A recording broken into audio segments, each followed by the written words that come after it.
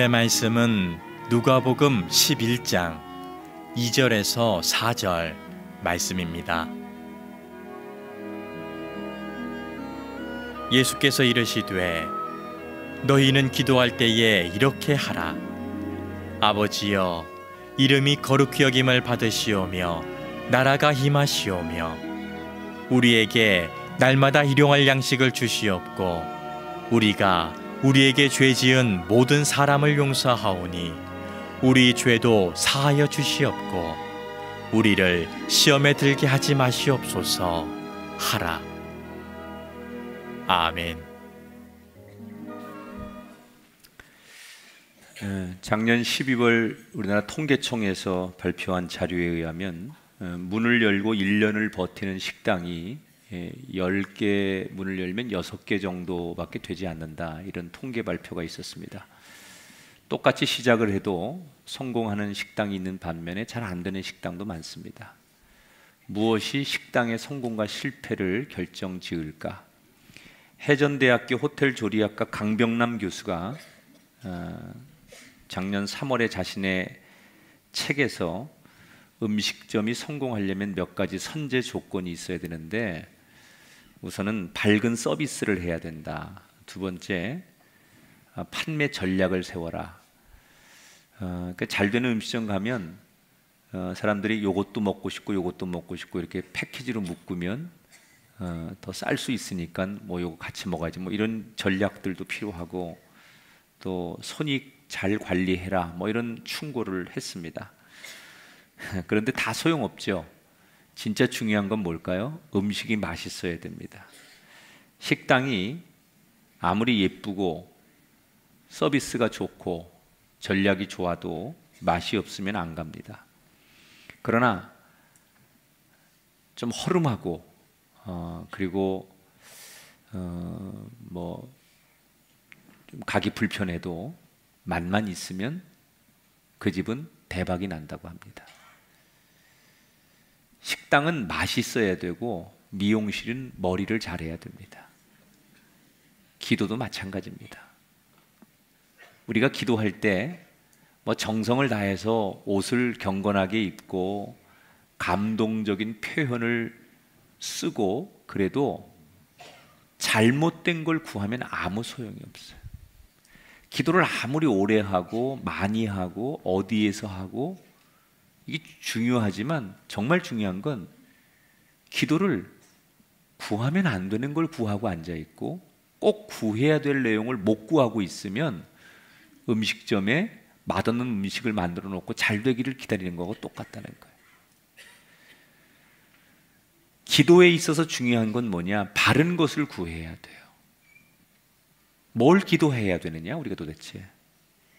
이 기도의 내용이 중요한데 그냥 우리는 너무 형식에 취하다 보니까 내용은 아랑곳하지 않고 기도의 내용을 부실하게 할 때가 참 많아요. 그래서 오늘은 우리가 하나님 앞에 뭘 기도해야 되느냐, 기도의 내용에 대한 얘기를 좀 하려고 합니다. 누가복음 10장, 11장 두 장의 내용을 나눌 건데요, 오늘 이야기는 이렇게 시작합니다. 10장 1절에 보니까 주께서 따로 70인을 세우사, 예수님께서 70명의 제자들을 세우시더니 전도 실습을 나가게 하셨다는 거예요. 우리는 흔히 예수님의 제자들 그러면 베드로를 향한 12명을 자꾸 떠올리는데, 사실은 성경에 보면 예수님은 훨씬 더 많은 제자들을 거느리셨어요. 12명은 누구냐? 그냥 드러난 대표성이 있는 좀 유명한 그런 사람이 12명이고, 사실은 그 뒤에도 예수님을 따르는 제자들이 그동안 많이 생겨서 제자들 그러면 사실은 더 많은 사람들이 있지요. 그런데 70명을 세우셔서 예수님께서 어느 날 한번 실습을 해보자, 그리고 그들을 둘씩 짝을 지어서 전도 실습을 내보내신 거예요. 지난 시간에 제가 오병이어의 설교를 했는데, 오병이어의 내용 바로 전에 보면 왜 오병이어가 일어나냐면 12명을 먼저 전도 실습을 내보내 예수님께서. 그리고 그들이 너무 잘하고 왔어요. 그래서 예수님께서 그들의 얘기를 들으시고 너무 수고하고 애썼다. 오늘은 좀 쉬자. 그래서 한적한 곳으로 가서 그들에게 좀 식사와 좀 쉼의 시간을 주려고 했는데 거기에 많은 사람들이 복음을 듣고 쫓아오는 바람에 한적한 곳에, 거기에 벳세다 광야죠.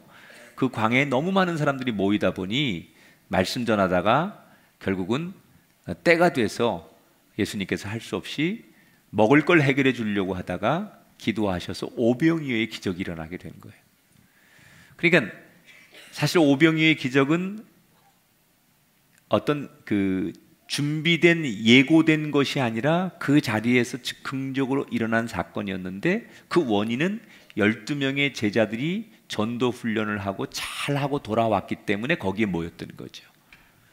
그러니까 그 연장선상으로 12명이 잘하고 돌아오니까 이번엔 예수님께서 용기를 얻으셔서 더 많은 숫자를, 그래서 70명을 보내시는 거예요. 2차 전도 여행을 보내는 거죠. 근데 전도라는 게 여러분 해보시면 알겠지만 어제 잘 됐다가 오늘 안 되는 게 전도예요.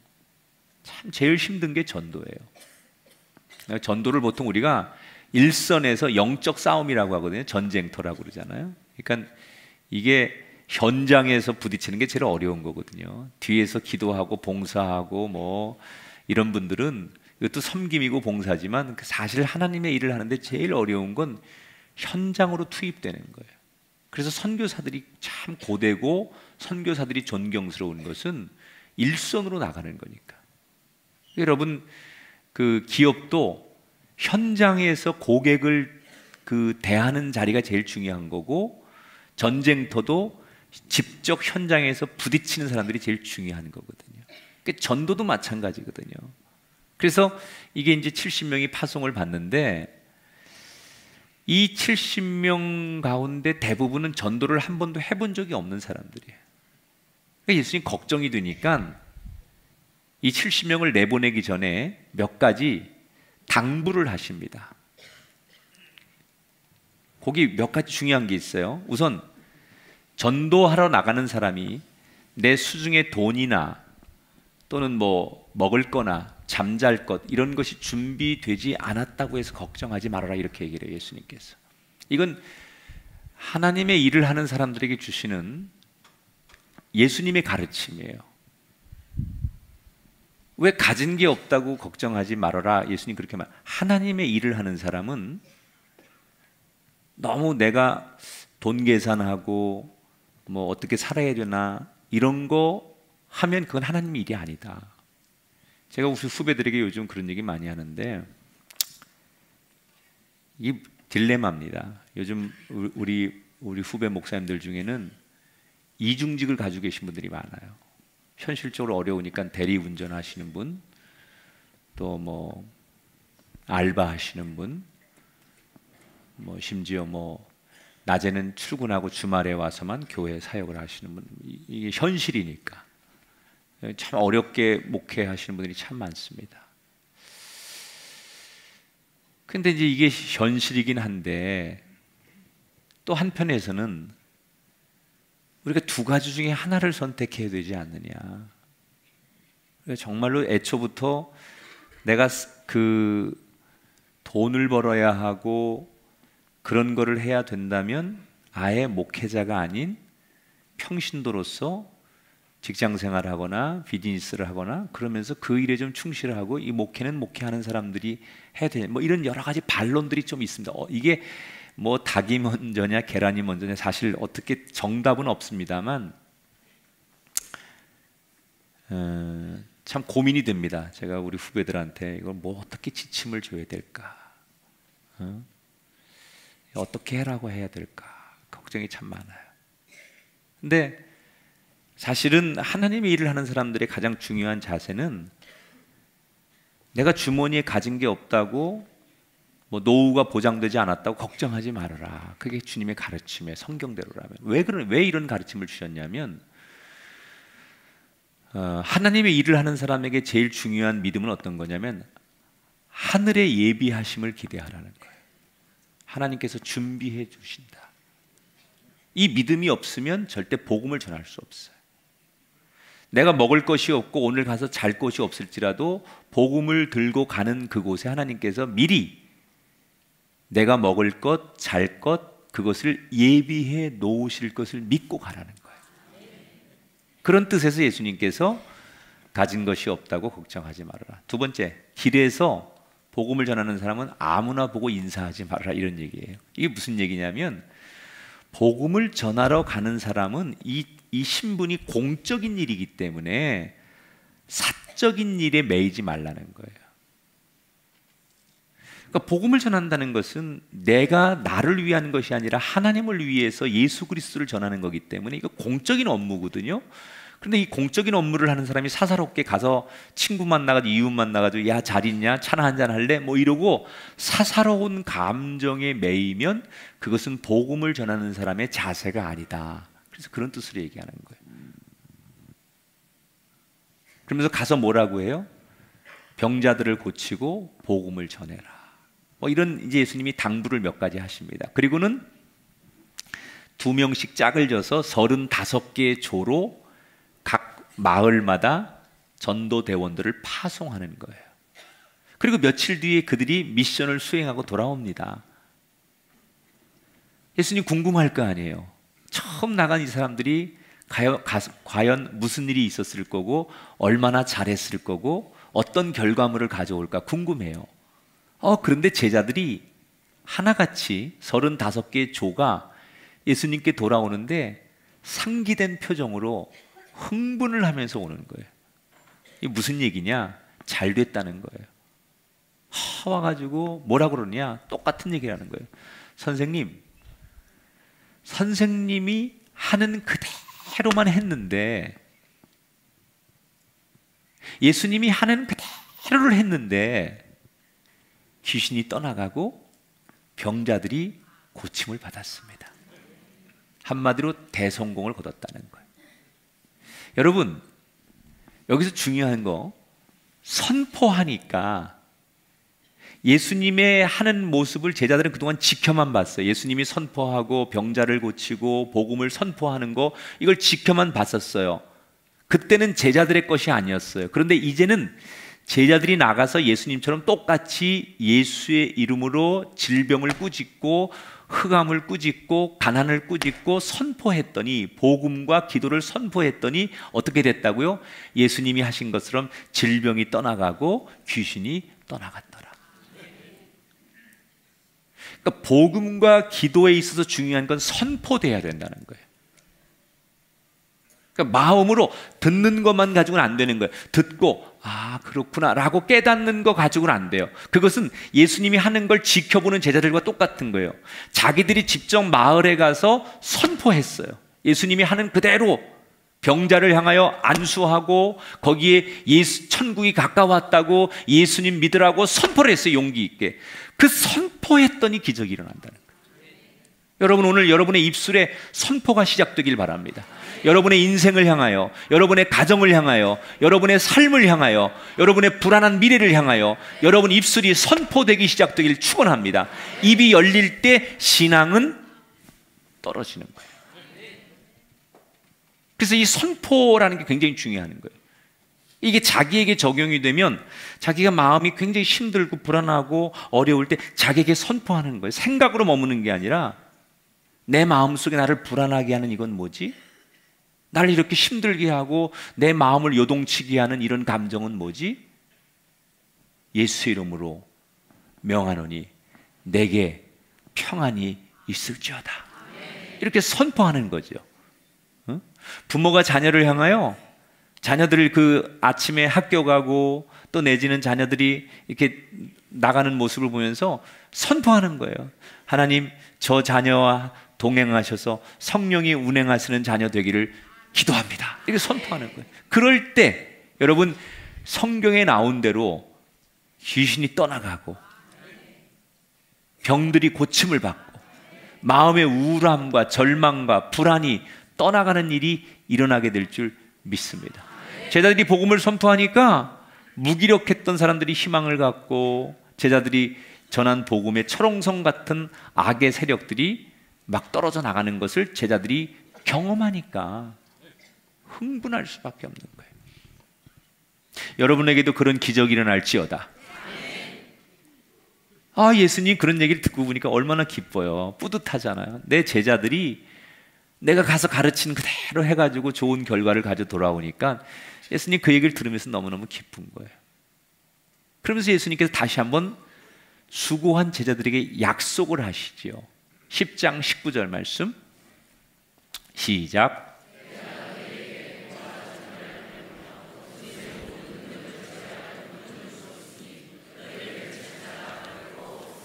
자,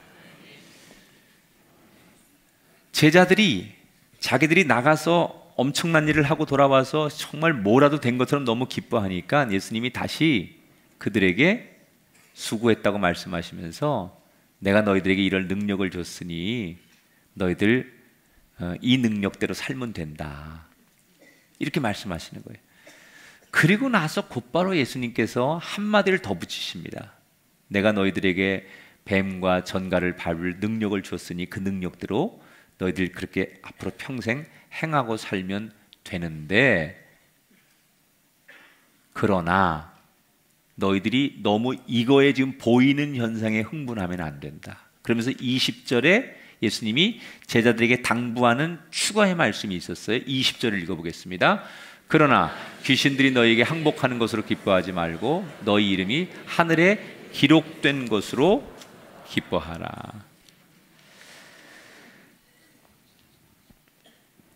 진짜 중요한 건 귀신들이 너희한테 항복하고 병이 고쳐지는 게 그것도 너희들 놀라운 일이고 귀한 일이지만 더 중요한 일은 뭔 줄 아느냐? 그것보다 더 중요한 일은 너희가 구원받고 천국의 백성이 된 것을 감사 고백하는 거야. 예수님이 그렇게 가르치셨어요. 아마 예수님이 지금 제자들하고 기도를 하면서 70명이 마무리 기도하면서 이런 기도하셨어요. 70명은 하나님 우리에게 능력 주셔서 감사합니다. 앞으로 더 큰 능력을 주시옵소서. 근데 저는 내가 제자라면 이렇게 기도 안 했을 것 같아요. 이렇게 기도했을 것 같아요. 하나님, 제가 너무너무 두려웠는데 능력을 주셔서 제가 이번에 잘 전도하게 해주셔서 감사합니다. 그러나 무엇보다 내가 구원받게 해주신 것을 더 감사합니다. 이것을 늘 기억하게 하소서. 이 기도를 하라는 거예요. 내가 기도했더니 귀신이 떠나가고 병자가 고침받는 거 이거 감사합니다. 능력 주셔서 감사합니다. 이거 기도하는 거 좋은 건데 그거보다 더 좋은 기도가 뭐냐?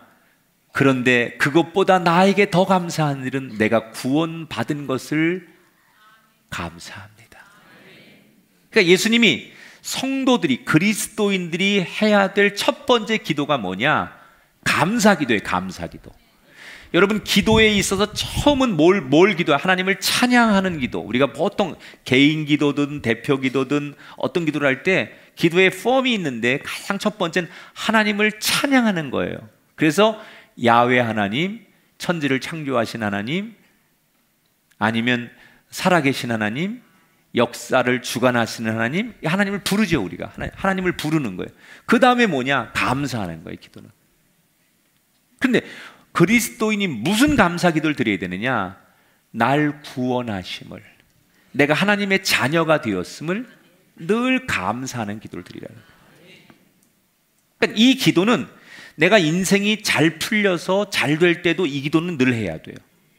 내가 어려운 일을 당하고 인생이 늘 곤고하고 힘들 때도 이 기도는 늘 해야 돼요. 항상 우리가 평생 빼놓지 않아야 될 기도가 뭐냐? 하나님 감사합니다. 내가 하나님의 자녀가 되고 구원받은 사람이 된 것을 감사합니다. 우리는 우리의 감정을 드러내면 그게 기도라고 생각하는데, 물론 기도죠. 내 마음을 하나님 앞에 표현하는 게 기도지만 정말 중요한 기도는 내 감정으로 풀린 것에 만족하는 게 아니라 예수님이 가르쳐 준 대로 내가 구원받은 것을 감사합니다. 하나님 저 힘들어요, 저 즐거워요, 이런 것에 만족하는 게 아니라 내가 구원받은 것을 감사하는 그 기도가 우리 성도들에게 늘 있게 되길 축복합니다. 그러니까 다른 어떤 기도보다도 우리가 감사해야 될 첫 번째 제목은 뭐예요? 내가 하나님의 구원받은 백성이 된 것을 감사하라. 따라합시다. 하나님, 구원받게 해주셔서 감사합니다. 이 기도를 빼놓지 말라는 거예요. 습관화하세요. 식사할 때도, 대표 기도할 때도, 늘 개인이 기도할 때도 먼저 하나님 앞에 하나님, 내가 구원받은 자녀인 것을 감사합니다. 이것을 빼놓지 말아라. 자, 이렇게 그리스도인들이, 제자들이 어떻게 기도해야 될 것을 첫 번째로 가르친 예수님께 다시 이제 제자들과 함께 전도 실수 끝내고 일상으로 돌아갑니다. 그런데 일상 속에서 제자들은 자기 선생님 예수님에 대해서 궁금한 게 참 많았어요. 그 중에 하나가 뭐냐면 예수님의 그 기도 생활이 제자들은 너무나 궁금했어요. 사람은 바쁘고 힘들면 기도 시간이 줄게 돼 있어요. 아, 오늘은 너무 피곤해. 그래서 새벽 기도 못해. 아, 오늘은 너무 피곤해. 그래서 오늘 철야기도 못해. 이게 사람이잖아요. 근데 예수님은 제자들이 계속 관찰을 해보면 바쁠수록 더 기도하는 거예요. 힘들수록 더 기도하는 거예요, 예수님은. 그 이해가 안 가는 거예요. 똑같이 움직이고 똑같이 하루를 보냈는데 우리 같으면 너무 바쁘고 너무 힘들고 너무 사람을 많이 만나서 지쳐서 기도 못할 텐데 예수님은 거꾸로예요. 바쁘고 힘들면 기도를 더 많이 해. 그게 제자들로서는 이해가 안 가는 거예요. 예를 들면 어제 너무 일이 많아가지고 새벽에 못 일어나야 되는데 제자들이 아침에 눈을 떠보면 예수님 벌써 새벽에 일어나셔가지고 한적한 곳에 가서 혼자 기도하고 계셔요. 너무 지쳐가지고 쓰러져서 자기에도 급급한데 예수님은 그런 날이면 틀림없이 혼자서 철야 기도를 하세요. 그래서 궁금한 거예요, 제자들이. 도대체 선생님은 어떻게 그렇게 기도를 하실 수 있냐? 우리는 단 10분 기도하는 것도 어려운데 어떻게 선생님은 저렇게 새벽에도 밤에도 혼자 저렇게 하나님 앞에 무슨 기도를 그렇게 많이 하시는지 그게 너무 궁금한 거예요, 제자들이. 그래서 어느 날 기도하고 오는 예수님께 제자가 묻는 거예요. 선생님, 옛날 세례 요한이라는 사람이 제자들에게 기도를 가르쳐 줬다는데 저희들에게도 선생님이 어떤 기도를 어떻게 하는지 좀 가르쳐 주십시오. 도대체 좋은 기도는 어떤 겁니까?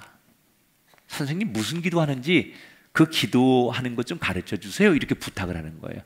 그래서 요 대목에서 예수님께서 그래, 기도는 이렇게 하는 거야 라고 샘플을 하나 주세요. 그게 바로 주기도문이에요. 그게 주기도문이에요. 자, 궁금해서 예수님은 어떻게 기도를 그렇게 오래 하실 수 있고 그 기도 내용이 뭔지 궁금해서 묻는 제자들에게 예수님께서 기도는 이렇게 하는 거야 라고 가르쳐준 샘플 주기도문 11장 2절부터 4절 내용을 요약했어요. 같이 읽어봐요. 시작.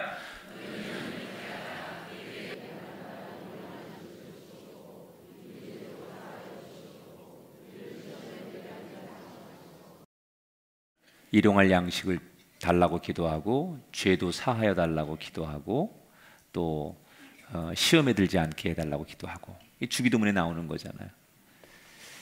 그런데 이 예수님이 가르쳐준 이 기도 내용을 듣는 제자들이 가만히 보니까 별게 없는 거야. 왜? 그건 자기들 늘 하는 기도거든요. 하나님, 나 잘 살게 해주세요. 하나님, 배고프지 않게 해주세요. 일용할 양식을 달라고. 자기들도 기도하는데 예수님이 기도하는 거나 자기네 기도하는 거나 다를 게 없어요. 죄를 지으면 하나님 내 죄를 용서해 주세요. 그건 자기들도 기도하는데 예수님도 그렇게 기도한다는 거예요. 하나님, 내가 두려운데 두렵지 않게 용기를 주세요. 그건 자기들도 늘 기도하는 건데 예수님도 그렇게 기도한다는 거예요. 그러면 제자들이 볼 때는 예수님은 우리들과 뭔가 다른 기도를 할 줄 알았는데 예수님이 내가 하는 기도는 이런 거야. 이렇게 너희들 따라서 기도해. 그리고 주기도문을 가르쳐 주셨는데 그 기도 내용이 자기들이 평상시에 생각하는 거고 똑같은 거예요. 다를 게 없는 거예요. 뭐야? 예수님은 좀 다른 기도를 하시는 줄 알았더니 우리와 똑같은 기도를 할 뿐이네. 그런데 다른 게 하나 있었어요. 다른 게 하나 있었어요. 자, 11장 2절 마지막 부분 볼까요? 시작. 아버지여 나라가 임하시오며.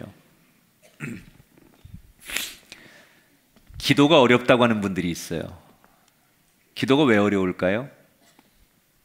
기도가 왜 어려울까요? 첫 번째, 가장 큰 이유, 하나님이 누구인지 모르기 때문에 기도가 어려운 거예요. 대화가 왜 어려울까요? 상대가 편하지 않으면 대화가 어려운 거예요. 모르는 사람과 대화는 어려운 거예요. 아주 친하고 상대를 잘 알고 격이 없으면 대화가 어렵지 않아요. 무슨 얘기든 할 수 있어요. 기도가 어렵다는 얘기는 여러분이 하나님이 누군지 모른다는 얘기예요. 난 하나님이 누군지 모릅니다. 하나님을 잘 몰라. 그래서 사람들이 기도가 어려운 거예요. 그러니까 기도가 어렵다는 것은 기도를 안 배워서 훈련이 안 돼서 그렇다라는 것보다는 더 중요한 건 하나님이 누구인지를 모르고 하고 있기 때문에 기도가 어려울 수밖에 없다는 거예요. 예수님은 기도가 습관이 되셨어요. 왜? 기도를 너무 잘하셨어요. 하나님을 너무 잘하는 거예요. 낯선 사람하고 대화는 어려운 거지만 익숙한 사람하고 대화가 쉬운 거예요.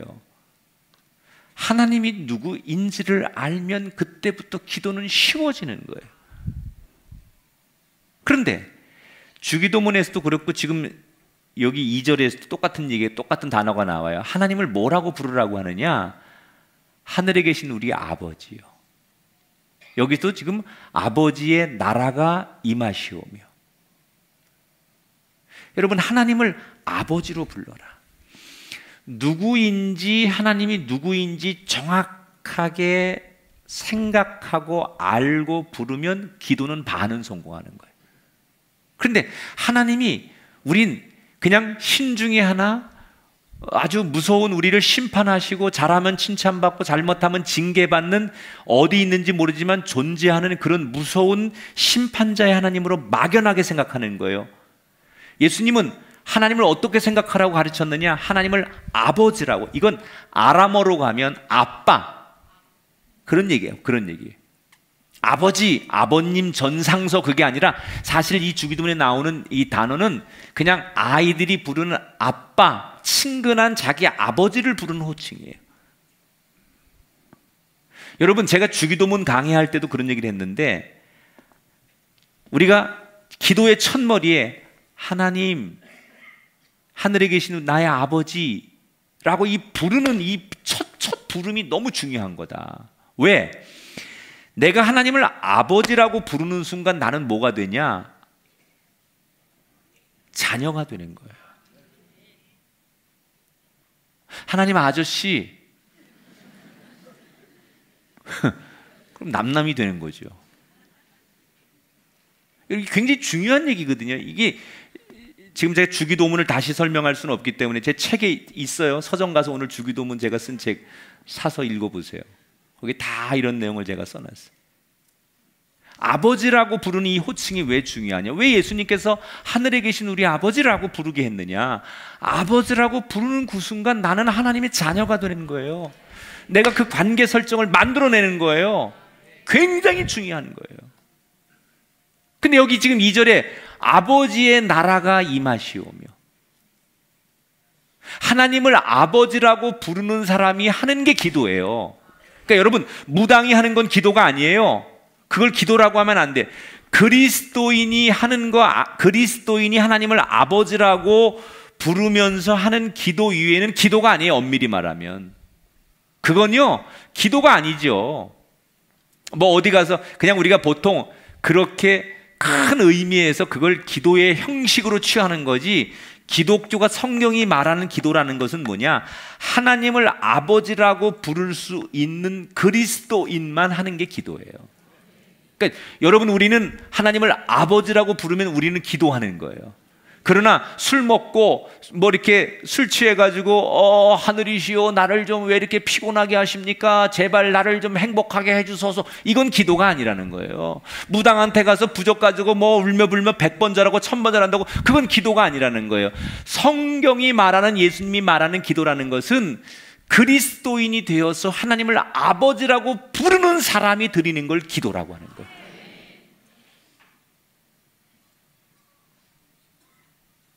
아버지. 그 다음에 뭐라고요? 나라가 임하시오며. 이 말은 그 나라가, 하나님의 나라가 나에게 임한다는 것은 내가 하나님의 나라, 백성이 되어서 다스림을 받는다는 거예요. 그렇게 기도하라는 거예요. 하나님, 당신의 나라가 내 인생, 우리 가정에 임하게 하소서. 그 말은 하나님 당신의 다스림 속에 내가 있기를 원합니다. 그렇게 기도하라는 거예요. 주기도문은. 여러분, 배를 바람에 거스리면 한 발짝도 앞으로 못 나갑니다. 그 바람의 다스림을 받아갈 때 순풍에 돛을 단다고 그래요.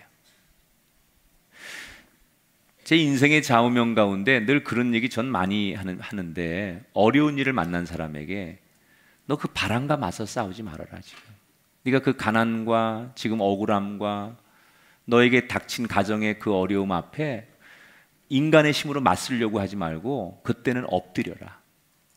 억울하고 힘들고 견딜 수 없어도 그 바람을 이기려고 하지 말고 바람이 불어오면 그냥 엎드려라, 납작.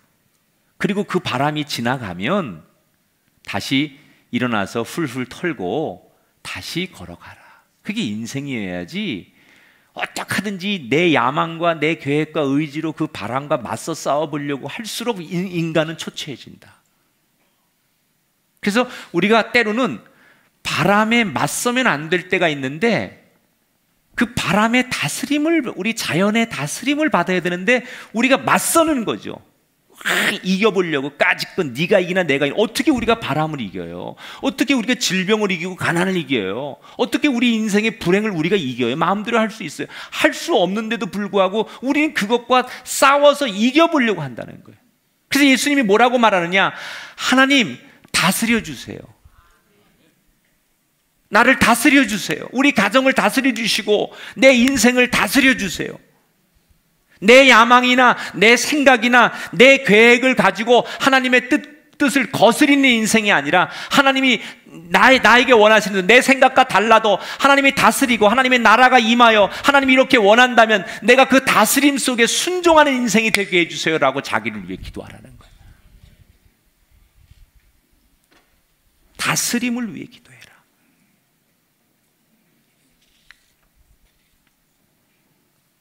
따라합시다. 하나님, 저를 다스리시고 제 인생을 주관해 주십시오. 할렐루야. 여러분, 이걸 제일 잘했던 분이 예수님 아니에요? 예수님이 십자가에 죽음을 두었을 때 십자가에서 죽는다는 게 얼마나 무섭고 두려웠는지 하나님 앞에 이렇게 기도해요. 하나님, 나 두렵습니다. 피하게 해주세요. 그런데 그 다음에 뭐라고 예수님이 하느냐? 22장 42절에 보면, 그러나 내 원대로 마옵시고 아버지의 원대로 되기를 원하나이다. 앞에 두려워서 하나님 나 이거 피하게 해주세요 라는 건 뭐냐? 구하는 기도예요. 하나님 앞에. 하나님, 나 십자가의 죽음이 너무 두렵고 고통스럽고 무서워서 피할 수 있으면 피하게 해주세요 라는 건 구하는 기도예요. 근데 이 구하는 기도에 그치지 않고 그 다음 기도가 뭐예요? 하나님의 다스림에 자신을 맡기는 기도를 드리는 거예요. 그러나 내 원대로 마옵시고 아버지의 뜻대로 되기를 원하나이다. 하나님은 언제 우리를 도우시느냐? 내가 구할 때 도우시는 게 아니라 내가 하나님 앞에 다스림을 인정할 때, 하나님이 나를 다스려 주기를 기도할 때 하나님께서 우리에게 힘을 주신다는 거예요. 예수님께서 나를 다스려 주옵소서, 하나님의 나라가 나를 다스려 주기를 원합니다라고, 나의 원대로가 아니라 아버지의 뜻대로 되기를 원합니다라고 기도했을 때 하나님께서 예수님에게 힘을 주시죠. 그래서 그 다음 절에 뭐라고 나오느냐? 천사가 하늘로부터 예수께 나타나 따라합시다. 힘을 더하더라. 예수님이 결국 그 십자가의 죽음을 이기는 것은 다스림의 기도를 드리고 하나님의 도움을 얻는 거예요.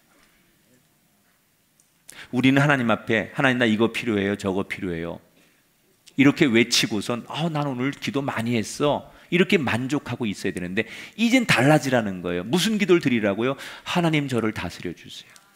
내 생각은 지금 하나님 나는 돈 이만큼 있어야 되고요. 내 생각엔 지금 하나님 내가 이렇게 지금 돼야 돼요. 내 생각엔 하나님 내가 지금 이만큼 남들보다 앞서야 돼요. 그런 하나님 내 뜻대로 마옵시고 아버지의 뜻으로 나를 다스려 주세요. 이 기도를 드리라는 거예요. 예수님이 이걸 가르치는 거예요. 우리.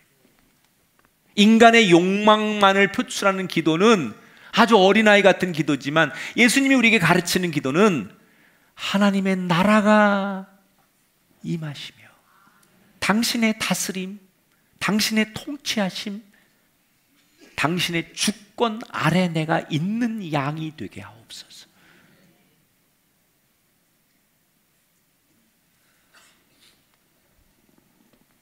그리고 예수님이 이제 마지막으로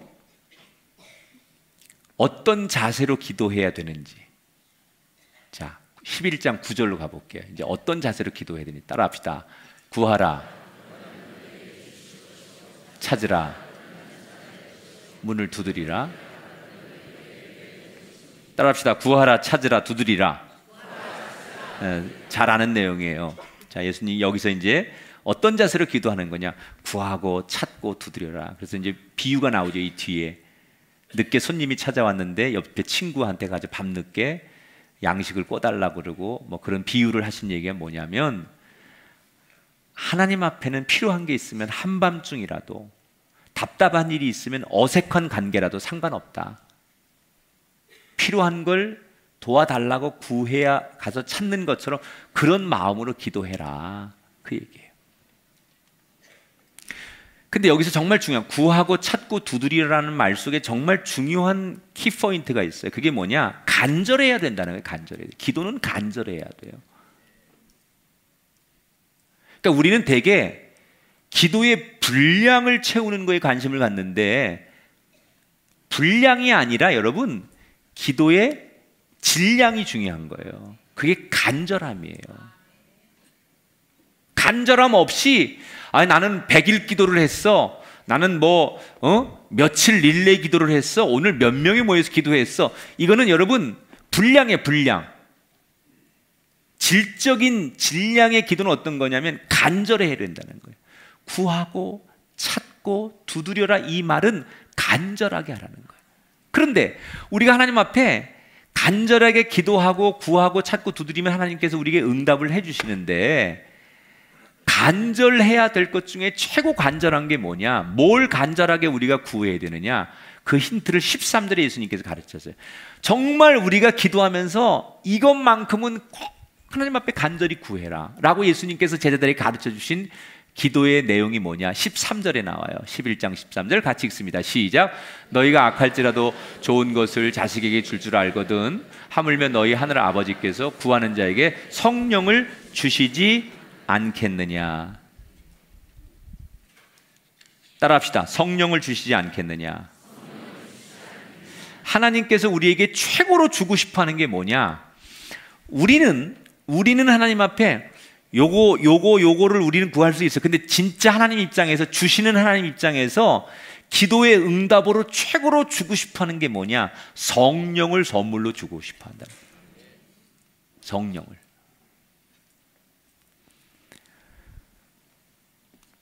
여러분, 성령은 그리스도인이 하나님 앞에 받을 수 있는 최고의 은총의 선물. 이 땅의 그리스도인이 만약에 어떤 세상의 많은 조건을 다 놓고 이 성령 하나를 선택하라고 하면 그리스도인은 이 성령을 선택하라라고 하는 것을 가르치시는 거예요. 왜 우리가 성령의 충만함을 우리가 기도해야 되느냐? 이 성령의 충만함이 없으면 우리는 앞에서 지금 우리가 예수님이 가르쳐준 내가 구원받은 거에 대한 감사와 하나님의 다스림에 대한 기도를 못해요. 인간이 살아가다 보면 내가 구원받은 게 얼마나 감사한지를 잊게 돼요. 그리고 망각하게 돼요. 그런데 성령이 계속 내 안에서 이게 다른 그 어떤 것보다 내가 구원받고 하나님의 다스림 속에 있는 게 얼마나 행복한지를 알게 하고 계속 깨닫게 하고 부정적이고 잘못된 생각을 갖지 않게 내 마음을 지켜주는 게 성령이 하는 일이에요. 여러분, 불안한 내일을 알 수 없는 우리들에게 앞길을 인도해 주는 분이 하는 일이 성령이 하는 일이에요. 그래서 하나님이 우리에게 줄 수 있는 최고의 은혜의 선물은 성령인데 이것을 구하는 자에게 주시겠다는 거예요. 여러분, 저는 여러분에게 여러분의 기도 속에 이제는 어리석게 돈을 구하고 명예를 구하고 자식의 출세를 구하고 내 인생에 먹고 사는 문제를 구하는 사람이 아니라 성령을 간구하는 기도자가 되기를 주 이름으로 축원합니다. 제가 오늘 이제 설교를 길게 할 수 없으니까 성령에 대해서 다음에 또 시간이 있으면 왜 성령의 역할은 어떤 거고 왜 우리가 성령을 구해야 되는지에 대해서는 다음에 설명하겠지만, 오늘은 예수님께서 멋진 말로 기도하는 것도 중요하지만 뭘 기도해야 되느냐, 어떤 내용을 기도해야 되느냐, 세 가지를 얘기했어요. 우리가 늘 기도할 때 이 세 가지는 빼놓지 말라는 거예요. 예수님이 가르쳐 준 거예요. 내가 구원받았음을 감사합니다. 감사기도. 감사 중에 최고의 감사는 내가 구원받았던 거예요. 가난하든 질병이 왔든 장애를 가졌든 내가 어떤 불행한 일을 만났든 아니 어떤 최고의 내가 자리에 앉았든 간에 그 어떤 것과 비교할 수 없는 최고의 감사는 그리스도인에게 내가 구원받았음을 감사하는 거예요. 두 번째, 하나님의 나라가 임하게 하옵소서. 다시 말하면 하나님 나를 다스려 주옵소서. 오늘도 내 욕망과 내 생각과 남의 이야기로 판단하지 않게 하시고 하나님이 나를 다스려 주옵소서. 그러기 위해서 성령이 내 안에 충만하게 하옵소서. 이 세 가지를 늘 위해서 기도해라. 여러분, 늘 예수님 가르쳐 준 대로 다른 어떤 내용보다 이 세 가지 내용은 빼놓지 않고 기도하는 우리 꿈의 교회 성도들 되기를 축복합니다. 따라합시다. 구원받음을 감사합니다. 나를 다스려 주옵소서. 내 안에 성령을 주소서. 할렐루야. 이 내용을 꼭 기억하셔서, 이건 목사가 가르치는 게 아니에요. 예수님께서 우리에게 가르치신 거예요. 근데 많은 사람들이 이걸 자꾸 놓치는 거예요. 예수님 분명히 이렇게 가르치셨는데 기도의 내용이 예수님이 하라는 기도는 안 하고 엉뚱한 기도하는 거예요. 음식점에 음식 맛은 생각 안 하고 인테리어 신경 쓰고 다른 거 자꾸 이벤트에만 신경 쓰다 보니까 손님은 손님대로 주는 거예요. 애는 쓰는데 진짜 중요한 본질을 잃어버린 것처럼 무엇을 기도해야 되는지 이 내용을 꼭 붙드셔서 기도의 응답자들이 되시기를 주님의 이름으로 축원합니다.